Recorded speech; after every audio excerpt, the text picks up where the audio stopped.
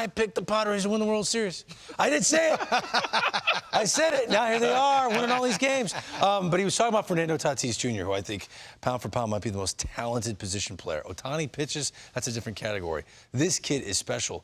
My question, are we looking at arguably the greatest young shortstop ever? Wow, I mean, I think he has the ability to be in that conversation. Obviously, I think one thing with Tatis, he's got to stay healthy, to put up those big numbers. But when I see Tatis, it makes me think of one of the greatest shortstops of all time, maybe one of the greatest baseball players of all time, and a young Alex Rodriguez. That is so similar. When A-Rod first came up, man, he had great range at short to his left. Tatis is probably the best in the game. He gets the balls no other people get to. A-Rod, man, this guy had light tower power when he first came up. Tatis, same thing. This guy can flat out crush a baseball on the pull side. Talking about upper tank.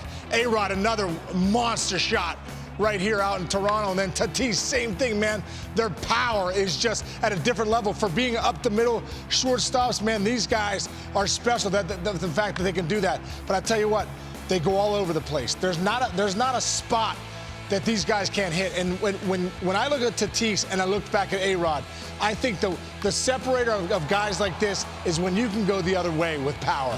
These guys go the other way with authority. And you see A-Rod of 600-plus home runs. When he first came up to the big leagues, man, this guy was special at such a young age. What he could do with the baseball, how he could manipulate it all over the place. Tatis is this kind of guy, man. This guy can go line to line, gap to gap, and hit you out of the ballpark pretty much anywhere and play Gold Glove defense over there at shortstop.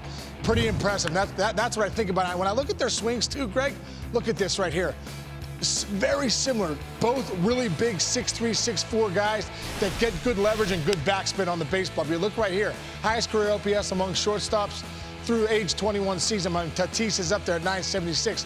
Obviously doesn't have the plate appearances that the other guys have, but I tell you what, the fact that he's in that conversation shows that he's a pretty special player. Tell you what, the separator for me, that was awesome, the offense. But when you start talking about Tatis, you're comparing him to Ozzie Smith, that's a game changer. On the defensive side, his offense is so good that his defense gets overlooked. And he's only going to get better by having Manny Machado playing next to him. Yeah. And being able to talk, have conversations, learn, be pushed, be challenged. And you're right, he stays healthy.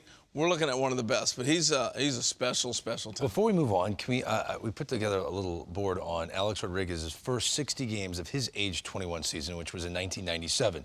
And these are the numbers Alex Rodriguez put up through his first 60 games. 318 average, 9 home runs, 35 RBIs, 11 stolen bases. Pretty strong OPS. Does Fernando Tatis Jr. surpass those numbers this year? Because we're basing everything off a 60-game schedule. So he's not playing 162, so we're used to saying 30 homers and 100 RBIs. Will he do that or better this year for the Padres? 9 home runs? Yeah, I can see him hitting. I can see him hitting over 9 home runs and putting up some pretty big numbers. 35 RBIs.